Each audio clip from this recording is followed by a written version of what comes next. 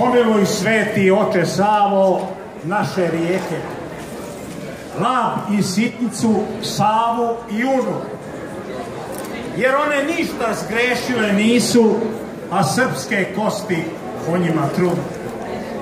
Pomiluj sveti oče Savo jame duboke, rasute našom zemljom bezdanice, jer one ništa zgrešile nisu, a sad su srpske kosturnice.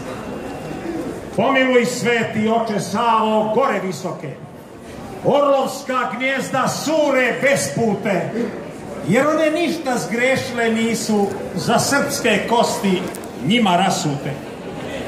Pomiluj sveti oče Savo pusta crkvišta, spaljene ikone i carske dveri, jer one ništa zgrešila nisu, za djela što čine ljudi zveri.